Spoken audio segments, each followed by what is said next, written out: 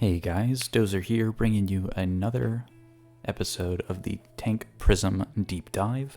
This is going to be part 3, where we will be talking about the cards that we haven't yet talked about for Prism, those being our instants that are not Spectral Auras, as well as kind of the odds and ends cards that haven't really made it into the main videos, which talk about our attack actions, such as our Heralds, as well as our key instants like our Spectras and things that make Spectral Shields. So let's get started. So the biggest thing that I want to talk about today is going to be the Glistens, Tome of Divinity, and Energy Potions. I'll have a bit of a side note on sideboarding at the end of this video, so stick around for that. If you want to get a bit better of an idea about how the sideboarding for this character has been evolving. So let's start out talking about one of the more simple cards to kind of go over. So Energy Potion is mainly useful because it allows us to do 3 things. The first thing is that at the end of a turn where you have Go Again, thanks to Luminaris, you can play Energy Potion for free, right? You don't have to give up your turn, you don't have to give up what you're already going to do, and by using the there it is. By using Luminaris alongside our Spectras and all of our Auras and all the things that are going wide with all the Go Again, at the end of our turn, we're normally going to be wasting our Go Again. And so having the ability to drop an Energy Potion at the end to bank resources for either a Prism ability, a Soul Shield, making up the difference for our expensive cards is really, really key. So I tend to run 2 of these because it's a card that you want to see once per game, generally, in like a quick game. In a long game, you want to see the second copy, because what will happen is you'll draw the first one at some point, and you'll have to think, do I want to pitch this or play it? In some matchups, you'll be able to pitch it, and in others, you'll have to play it. In the matchups where you have to pitch it, you're not going to be able to get the value out of it later on in the game until it's kind of entering that end game scenario. And if you draw another Energy Potion in the late game, well, now you're having less time where it's representing value for you, being out there, making up differences for you. So 2 normally guarantees that you get to see 1 early, the first half of your deck, before you hit your pitch, and then the second one can come up later in case you were in a really long game where you needed to make sure you had 2 copies. The key thing that we use Energy Potion for is going to be activating our Halo of Illumination to combo with our Vestige of Soul. So generally speaking, Energy Potion is going to sync up perfectly with what we're talking about with Tome of Divinity, because this is the best combo that we have access to in the deck. Being able to play an Energy Potion for free at the end of one of our turns, and being able to draw into Tome of Divinities later on in the game means that we'll be able to break our Halo to get a card into our Soul, and we'll pay for that by breaking our Energy Potion. That'll give us 2 resources to work with, and so we'll have 1 floating. Now, this is really important because having the 1 floating resource allows us to pull off a lot of plays that wouldn't otherwise be impossible, thanks to our Vestige. So if we have our Vestige in play, and we have our Halo we just used, we'll put a card from our hand into our Soul. And let's just say that's a this Parable, for instance. It's a light card, so it'll draw us a card and replace itself. So we went from a 4-card hand, let's say, to a 4-card hand, because we spent the resource from our Energy Potion as sort of an extra card that's in our hand to turn that on. And now, for the rest of the turn, our Vestige of Soul is going to be active, and every light card that we pitch is going to give us an extra resource. So if we want to activate a Tome of Divinity from our arsenal or from our hand, we can do so by pitching a single yellow card. That's a light card. So for instance, like Parable or a Herald, or really anything else like that. The benefit of this is that now, because of that floating resource, we enable our Go Again, and we don't have to have a blue on the very first turn that we're or the very first instance of Tome of Divinity that we're trying to play. Likewise, if we have a blue in our hand, you know, like we tend to like having our heralds, our blue heralds, like a rebirth or something, then if you have another tome, then you can play the other tome, and you can pitch a blue and keep going. And so you can get up to those triple tome turns thanks to Energy Potion. Without Energy Potion, you're really going to struggle to have enough cards in your hands to not only resolve the Halo, but also to have enough stuff left over to pitch to pay for your tome. And even if you did have enough to do all that with your tome without the Energy Potion, most of the time you're going to be going card neutral. So what do I mean by that? Well, if I've got a Tome of Divinity in hand, a blue, and a yellow, and let's say that's all I've got, right? Let's say I had to block some stuff out, and let's say I want to activate my Halo. Well, I'm going to have to pop my Halo, pitching a blue, most likely, floating 2. I'm going to have to put this light card into my soul. And so I'm having to guarantee that I draw a yellow card, or better, in order to guarantee that I can play this tome. But even if I do play this tome, let's say I even have an extra resource floating, right? I'm only going to have 3 cards in my hand off the tome. And how much did we start with? We started with 1 card, or 3 cards in hand. So all we've really done is turn on our Vestige and make up the card we lost from Halo with our tome, basically putting a card into our soul. While sometimes that can be valuable for us, a lot of the time we want to get more out of our tomes than that, which is why normally the Soul Shield play is so powerful. Because if I've got a Soul Shield and I have a tome in hand, a light blue in hand, and any yellow, I can say, okay, sure, yeah, I'll block 6 damage, I'll Soul Shield, pitch in a yellow, and then I'll take whatever damage is coming out to me after that. And when the Soul Shield comes back to me and comes into my soul and I get my Vestige trigger, now I can play the tome by pitching the blue in my hand and draw 3 cards. Well, now that I've got 3 cards, we went from a 4-card hand to block 6 and end on a 3-card hand with our Vestige active, which means that we can pay for, say, an aura, like a, we will be able to pay for something like a Genesis, pitching a single blue card, while also having an additional card in our hand. So we'd be able to play the Genesis, pitching the blue, and then we'd be able to turn whatever that card was. Let's say it's another Herald, like an Erudition or something. We'll be able to put that into our soul, make a token, of which we have plenty, and we'll be able to draw ourselves another card. We'll turn on our Vestige again. If we want to, we can pitch that card, whatever it is, to make another token, and we'll be very happy about that, because now we took a turn where we took whatever damage over 6 it was, refilled our hand, got a Genesis out, got some Spectral Shields rolling, hopefully got to attack a couple times with them, and kind of salvage the situation and then really start digging in our heels. Because then once we start drawing, you know, maybe you draw into some Heralds that block, right? Maybe you draw into some defense reactions that block. And now your opponent has to deal with the Genesis and the Spectral Shields. And if they choose to target the Genesis, well, then you can just go ham on them the next turn by playing out your Heralds, playing out your other auras, etc. So,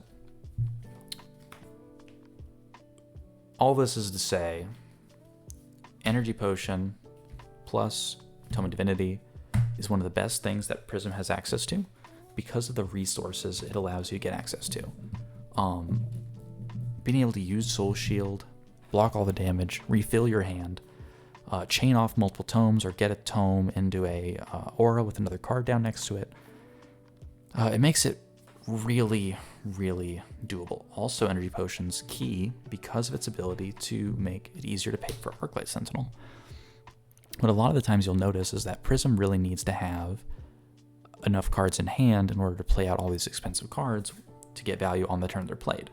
So for instance, even if I have a tome, or even if I have all these cards, if I don't have a red, or a yellow, sorry, if I don't have a yellow to pitch to give this Prismatic Shield red go again, I'm going to be missing 3 damage, basically guaranteed damage, on my opponent from the 3 shields. because I'm not going to be able to give them a go again. Maybe I'll get 1 attack, but that's not nearly as good as 3.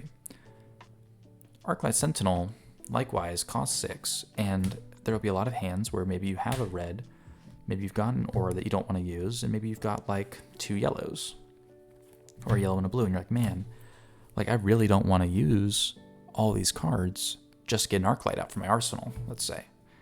Well, if you have Energy Potion, you can break the Energy Potion for your 2 resources, and then now you'll be able to play your Arclight, getting rid of, say, a yellow and a blue that you had in your hand to get it out. Protect whatever is out there, and on your next turn, you can activate Prism's ability to get another token. Attack wide with everything that survives after the Arclight's destroyed, and you arsenal your remaining card. And then now you have the ability to set yourself up for a 5-card hand, whereas before you were really struggling to get those cards out of your hand with value on the turn you play them. So that's Energy Potion. Energy Potion is really versatile as well because it also lets you to play for or pay for your unmovables, as well as paying for a Soul Shield plus Footsteps. So in a lot of decks, or again, a lot of matchups, you'll run into situations where like you have a 0 block, and like, oh no, what do I do with this? Well, Energy Potion is one of the best 0 blocks you can possibly hope to have because you can use it to pay for your Soul Shields or Hero ability later.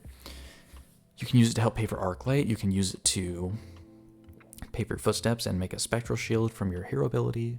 Or you can use it to help you pay for a defense reaction, just in general. So E-Pod is really good, and I can't imagine running fewer than 2. I think you kind of need to run 2 as a minimum. You could consider running 3, but I think 2 is the perfect number, and I tend to run it in every single matchup that I play. Beyond that, we will talk a bit about the kind of like my favorite signature card, which is Glisten. So currently, I'm running 4 Glistens, 1 red and 3 yellows. So the reason I run Glisten is that in matchups that are slower, where you have more predictable blocking ability, you are going to get a ton of value out of having the ability to buff up a single Spectral Shield with the extra tokens. For instance, for those unfamiliar, Glisten says distribute up to 4 +1 counters among any number of weapons you control.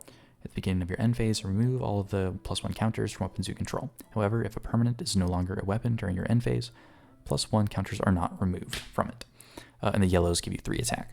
So what that means is because Luminaris turns our spectral or illusionist auras into weapons,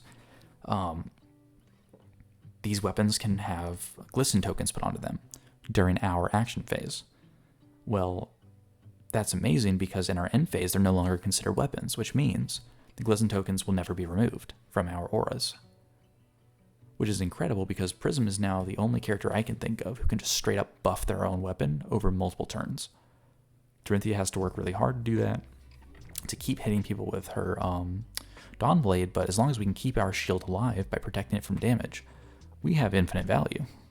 We can turn our Spectral Shield into a 4-attack weapon with the yellow, or a 5-attack weapon with the red. Now, let's compare this briefly to Ode to Wrath's value. So, people have been running Ode to Wrath for a long time, and it is a very good card when it works. You know, if you've got Ode to Wrath plus Merciful down and you get like a ton of pings off with a bunch of tokens, yeah, it can add up really quickly with the damage. But the problem is if you don't have that situation, Ode to Wrath is a 4-cost, 1 damage attack that can be blocked with anything, and if it does hit, only does 2 damage. Yeah, they'll have to attack it to remove it, but oftentimes it's not going to give you very high value the turn it's played, and you have to really synergize with other stuff in order to get that value out of it. If we compare that to Yellow Glisten, for instance. So Yellow Glisten costs 2, Ode to Wrath costs 4. They're both yellows, and they're both light. They're both instants, so you can play them at any time. And the difference is Glisten has to target an aura that you control to give you good value, whereas Ode to Wrath can be played on its own. If I attack with Ode to Wrath and I want to get 4 damage out of it, I have to have 3 tokens, and itself in order to represent 4 damage. Glisten, on the other hand, even the yellow one, if you play this onto a single aura, you're going to be threatening about the same amount of damage. As far as bonus, like it gives you straight 3 value right off the bat. In addition to that, it can turn on your go again, because if you pitch a yellow to pay for Glisten, you don't need to spend your soul resource. You can turn on your go again by simply attacking with a Spectral Shield for 1. If your opponent blocks it, that's great. If they don't, you can Glisten it, give it +3, and turn on go again for all your other auras that are currently out on the field, just because you got a yellow in there while it was mid-attack. So being able to push through that extra damage is really useful for chipping your opponent down faster, as well as once you become entrenched and you have all your defense reactions and you have all your auras out and you're protecting everything that you have with the sink belows, with whatever it is, especially if you get other auras out alongside it, your opponent now has an unclear choice to make. Do they attack and destroy your auras, which are guaranteed to give you value over time, and they can guarantee remove these, or do they try and destroy your auras knowing that you can block for them? Your Spectral Shields, especially when those Spectral Shields are attacking them for 4+ for free every turn. You know, if you think about how oppressive Dash's pistol can be, just think about her Prism Spectral Shields as being like Dash's pistol. We basically get to bank up our resources and attack essentially for free while we're blocking out. The difference is that we can buff this way faster than Dash can buff her pistol. And we can attack for literally 0 cost. So if you resolve a second Glisten onto the same Spectral Shield, now it has a 7 attack or more. Attacking for 7 for free every turn while blocking out is really strong, especially once you insulate it with more Spectral Shields. You know, if you ever get to the point where you've got 4 to 5 Spectral Shields on top of your 1 with the Glisten tokens, all you have to do is block out with stuff like your Soul Shields and your Sink Belows and your Heralds in order to simply keep them alive long enough to poke people down and snowball the game out of control. So Glisten is really key for very specific matchups. I don't run it in every matchup. For instance, any matchup where I think that my opponent can get around my defenses, I'm not going to run Glisten, because you have to be able to know that you can protect your shield pretty reliably. So that would be for characters like Bravo, Oldheim, Dash, and even characters like Kano, who you know with a high degree of certainty won't be able to remove your Spectras. So you can freely Glisten your Spectras, whereas normally you'd want to Glisten your tokens, because if they target these, this is going to be destroyed. And now all of a sudden you've kind of just wasted your Glisten value. So against Kano you can run it. Against Azalea you can run it for a similar reason. But against Dorinthia, against Katsu, you don't want to run as many or sometimes any of these at all. However, if you compare Glisten to Odorath, Glisten almost always wins out. Unless you have a giant board presence, the Odorath is mostly going to be a win more card. It's never going to get you back in the game on its own, and it is just really costly. Whereas Glisten, with 1 Glisten in your arsenal and any yellow in your hand, if you have 1 Spectral Shield out, you can Glisten, pitch the yellow, buff it up, and then now you get to swing wide with everything else that you have. Which is exactly the kind of gameplay that Prism wants to be doing. Especially because of how we can threaten a little bit of extra push damage, because let's say we have 3 Spectral Shields out. Well, if we have a Glisten in our arsenal and a single yellow in our hand, we've got our 3 tokens. We can attack with our first token for 1. If our opponent decides not to block it, we can happily Glisten, pitching our yellow, giving the rest go again, and buffing this by 3, hitting our opponent for 4 total. And then we can ping 2 times for 1. However, let's say our opponent's ready for that, and they're ready for our Glisten.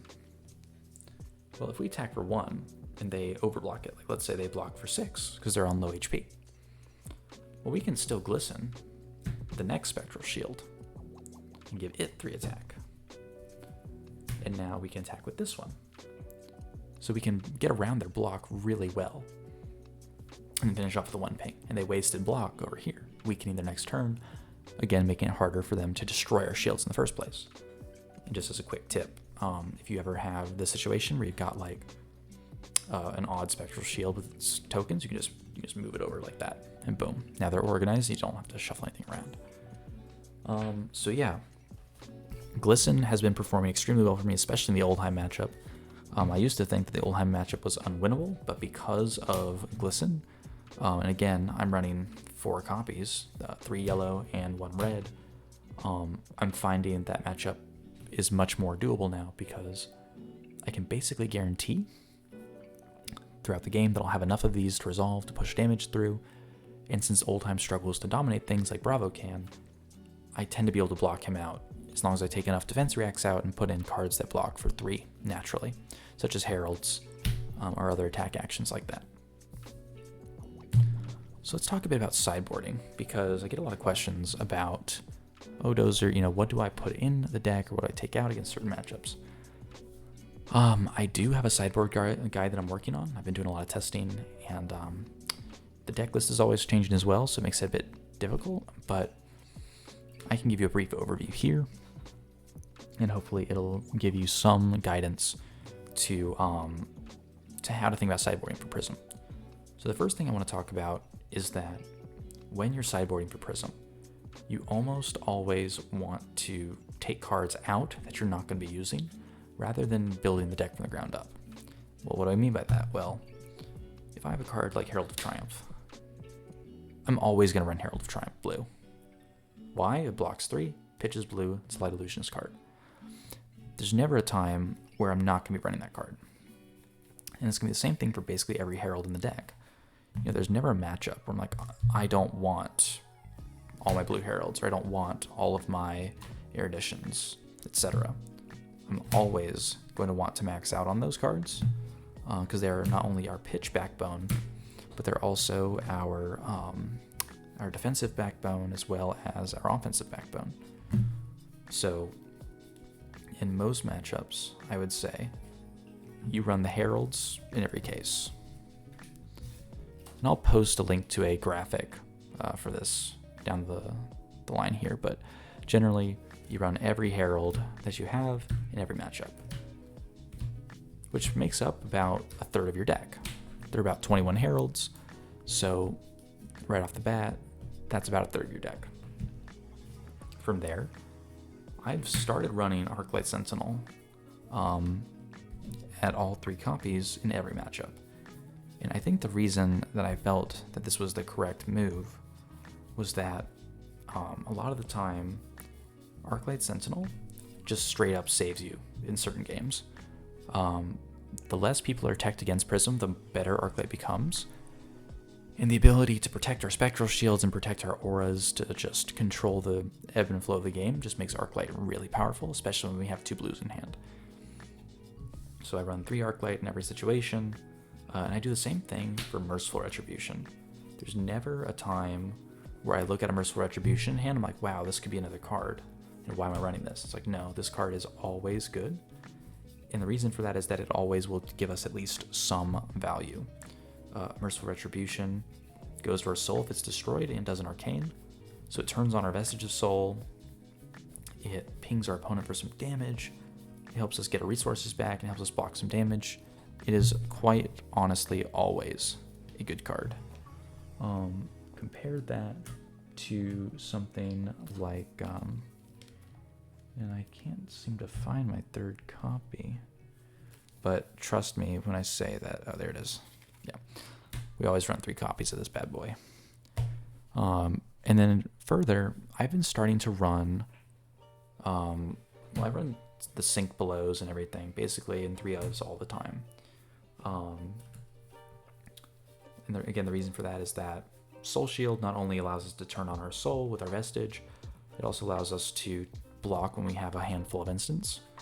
So Soul Shield is basically like an auto-include in every single matchup.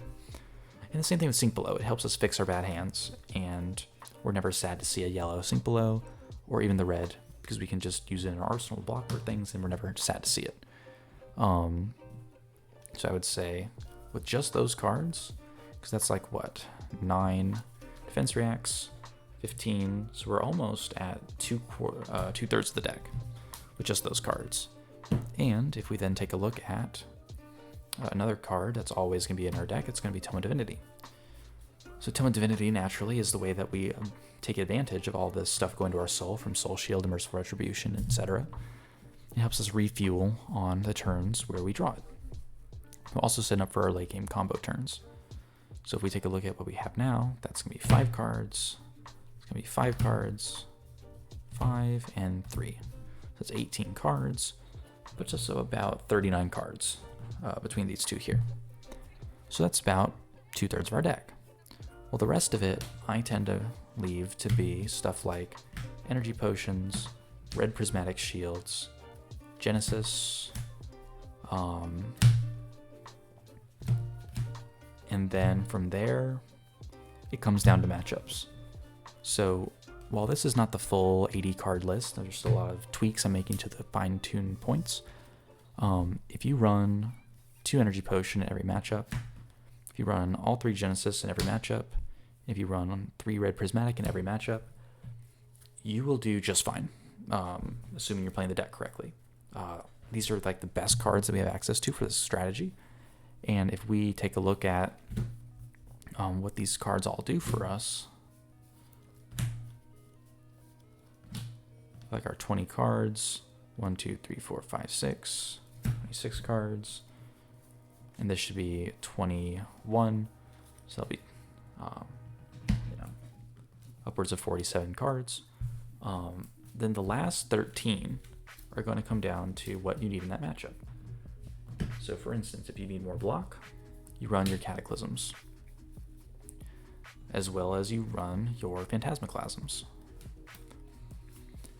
In Oldheim specifically, we want to run a lot of cards that block because we can't afford to use as many defense reactions. So having cards that don't cost anything to block with is going to be really important for keeping our glistened up shields alive.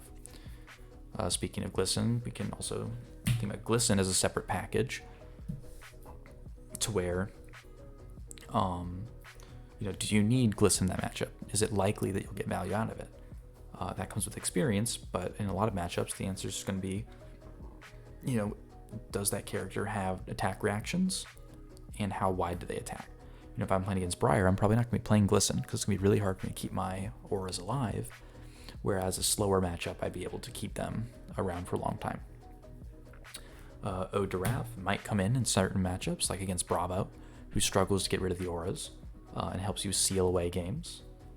While cards like Parable of Humility will come in versus Brute, because I need to be able to attack Brute to get cards out of their hand, and the only way you're going to be able to reliably do that is with Parable. So having at least 2 Parable in your sideboard, if not 3, in a Brute-heavy environment is going to really help you put that matchup to bed.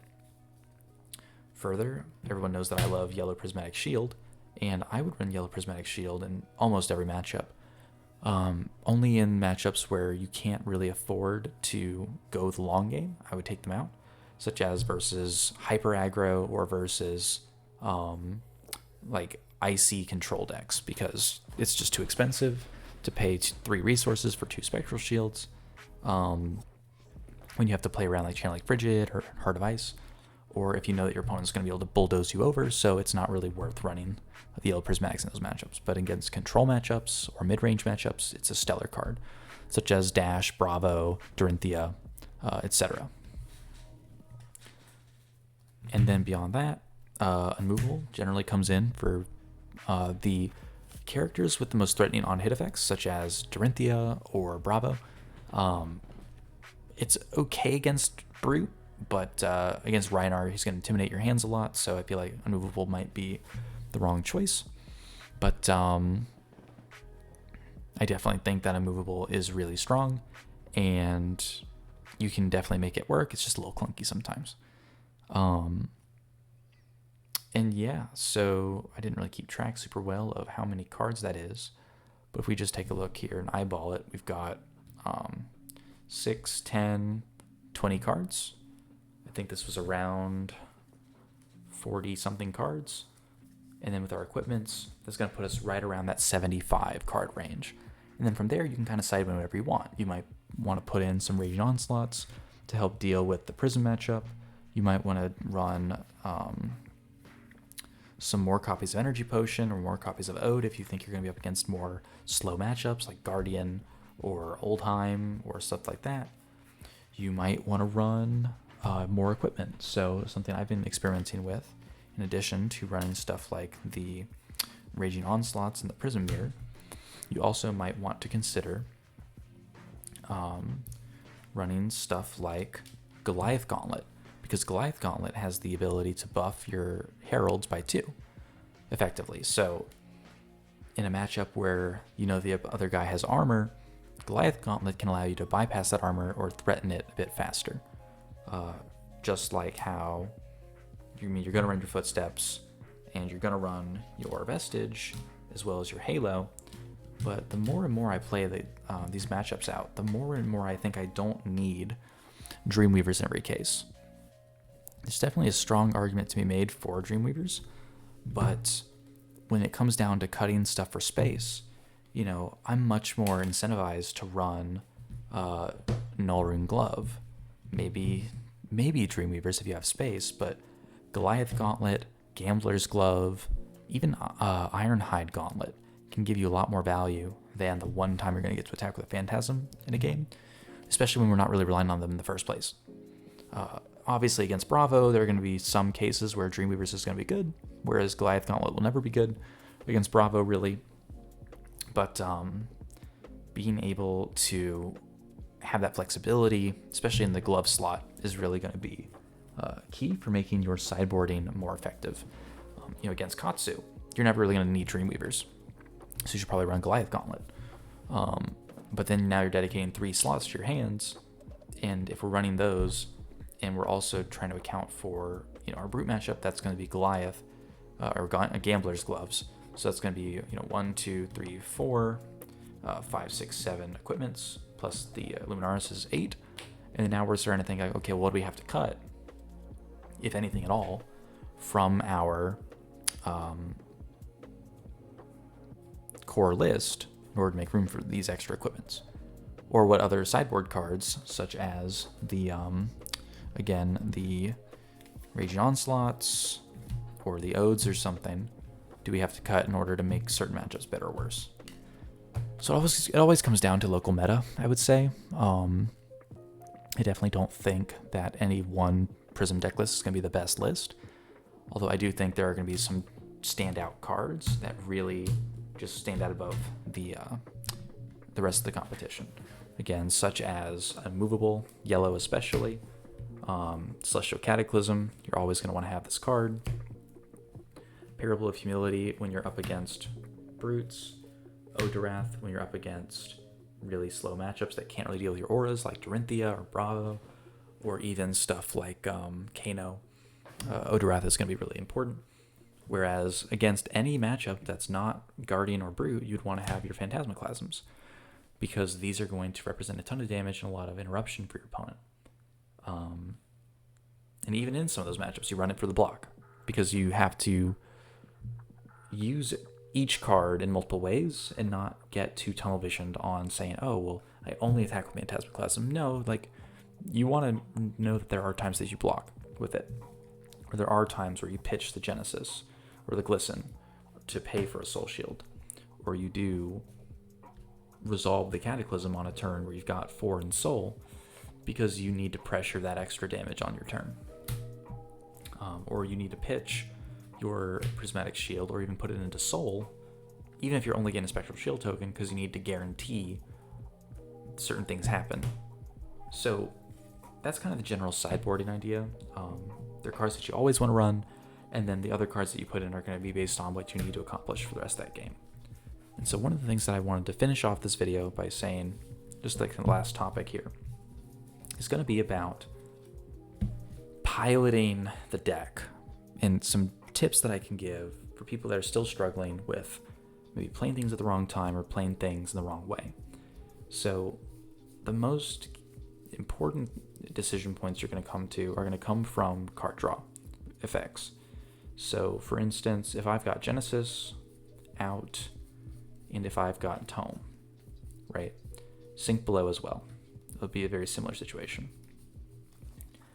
If I've got any of these three cards, and if I've got my Halo as well, I'm always having to think, what are the odds that I'm going to draw the card I don't need? It's a big reason why I don't run Library. You notice I didn't run it in this list at all. I've actually officially cut it from my list, and I will no longer be even testing it. I think I've tested enough, and I've found that it's not doing enough for me. If I have my Halo, and I have a hand of some cards, whatever they are, doesn't matter. I'm always having to think, like if I have two cards in hand, and let's say one is a blue,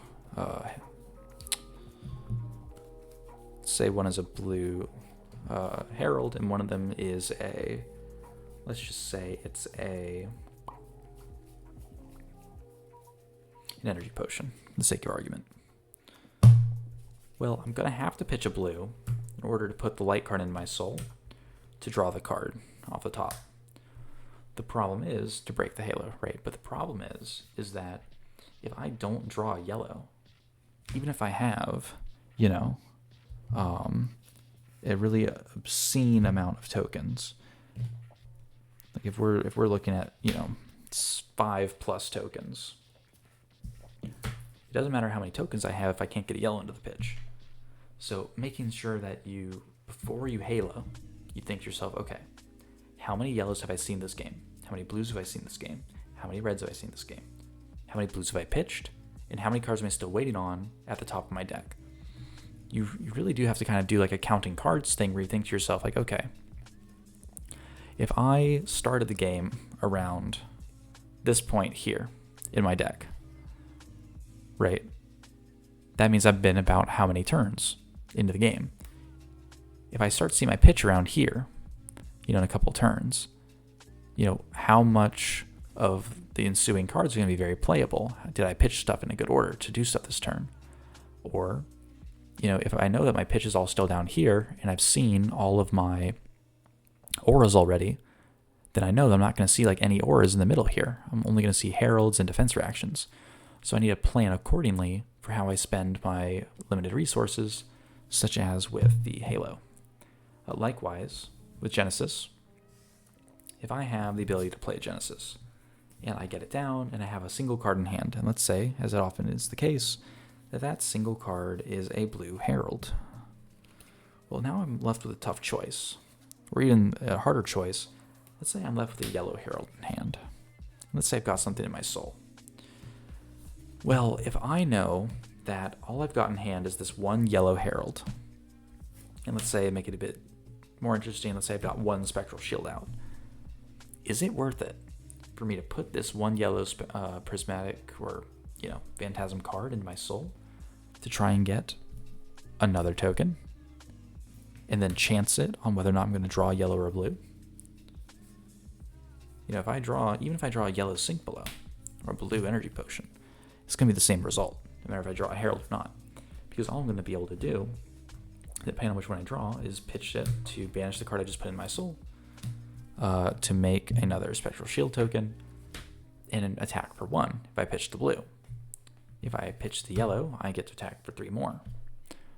Now, it's obviously the ideal situation, but there can be a lot of instances where, like I said, you're going to have a yellow in your hand. You're going to have like one Spectral Shield and a Genesis. And you're going to have to look at the game state and think to yourself, okay, I've got a card in soul. My opponent has how much HP? Maybe your opponent's at 20 HP. Maybe they're at 10. And you have to think to yourself, is it more important for me to guarantee the 3 damage this turn rather than risking whether or not I'm going to get the 4 off the top? You get 1 extra soul this way, and you get 1 extra damage, but you're giving up that consistency, that reliability, that in those clutch moments, you're really going to need that ability to make decisions of like, okay, what are the odds that me resolving Genesis's ability on this turn means I don't do enough damage? or I don't get to threaten enough. Or maybe you have an Erudition in your hand, and you're like, do I even activate this Erudition, or do I even put this Erudition in my soul based on this trigger? Because if I do that, I'm going to be forfeiting the ability to play one Erudition this game. Because it's going to go with my soul, it's going to be banished, I'm not going to see it again. Do you even put that into your soul? A lot of the times I will. Normally I don't really value Erudition that highly, because I play against a lot of matchups where I don't really get to play it. But, so getting to guarantee a Spectral Shield and then start stabilizing the game by maybe drawing another yellow can definitely help you snowball. Whereas just having a single Erudition in your hand is not really going to do anything for you. Or just pitching an Erudition for one token is not really going to do a lot for you. But there are going to be instances where that's all you have, and you're thinking, okay, well, do I arsenal this Erudition, make no new Spectral Shields, and attack with the Genesis, right, for one, and arsenal this at the end of my turn? Incentivize my opponent to attack Genesis, because there's nothing else on my board, while I drop to a full 4-card hand. And then can I play this Erudition from Arsenal on my next turn, even after they kill the Genesis, to follow it up with some more damage, right? These are the things that you have to think about when you're playing as Prism with the tank strategy, because again, you're so reactive. If you pitch your Genesis to pay for a Spectral Shield on the turn that you should have arsenaled the Genesis and just passed and waited, or if you blocked with your whole hand, instead of just taking the damage and trying to get some on-hit effects off on someone who doesn't block well, like Alexi or Akatsu. There's too many situations for me to go through every little individual detail, but hopefully you're starting to get the idea that when you have these uncertainties, when you have your Genesis, when you have your Halo, and all you're going to see is one card off the top of your deck or even a Sink Below. If I've got a Sink Below in my hand and I'm blocking my last card, and let's say my last card is a Merciful Retribution, am I gonna sink this card? Just generally speaking, like even if I have nothing else on the board, am I gonna sink a Merciful Retribution, or am I gonna arsenal it? How many Prismatics have I played this game? How much stuff do I have in my soul? How many auras have I drawn? How much auras have I not seen yet? How many attack actions do I have, and how likely are they to be popped? All these things have to go through your head when you decide whether or not you keep a card, and whether or not you're going to arsenal it to try and play it soon, or whether or not you're going to try and pitch it to get the resources out of it to turn on or go again and save it for later. But yeah, that's about it. Not as much to talk about in this video. Sideboarding, again, is generally going to come down to, does that card give you value in the matchup? And if so, great, put it in. And if you're trying to make your deck as consistent as possible, you want to go down to 60 cards. But a lot of the times, it's perfectly fine to go up to 62 to 65 cards in your deck, because you know that in that matchup, it's a really good card. Such as Ode to Wrath in Dorinthia. Well, as a Dorinthia matchup card is really good. So even if you have to go over 60 to get all your good cards in there, like your Energy Potions and your Tomes and your Heralds, Defense Reactions, the whole 9 yards, you might just run more than 60 cards just so you can fit everything, and be happy with the fact that you've got more tools that can come up than not. So yeah, if you have any questions, I'm always happy to answer in the comments. And I actually have a fun announcement that I'd like to make. Upon request for some people, I'm going to be making a Patreon. Now, I'm not really big on Patreon, and I've never really been one to try to put myself out there like that. But if you enjoy the channel and you enjoy the content that I make and want to help support me to keep it so that I can keep making the content, then I would really appreciate your support over on Patreon. That I'll put a link for in the description. And just a little bit about it, I plan on allowing people to help guide me on which directions they want topics to be for the videos. Normally I just kind of post whatever I feel like, but I feel like opening it up to the community to say, hey, Dozer, we really liked these Oldheim videos. We need no more Oldheim because we need that for the matchup. Or, oh, hey, this topic would be better. Like, we need help building Lexi or building Oldheim, whatever it is. You'd be able to kind of push me there with a more direct line through Patreon. Additionally, There are going to be some extra tiers, such as being able to get custom artwork done by me. I'm no, Photoshop, photorealistic, crazy artist, but I do really like doing pixel art, and I'd be happy to make some custom artwork for you, matte designs, etc. And I think that could be really fun. Additionally, there's going to be slots for people to have one-on-one sessions with me.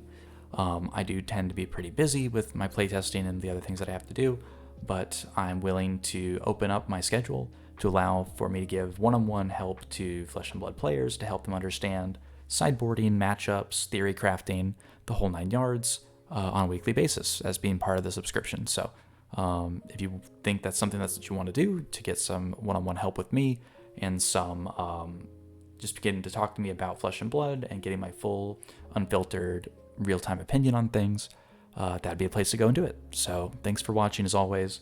Really appreciate everyone taking the time to stop by the channel and check out my videos.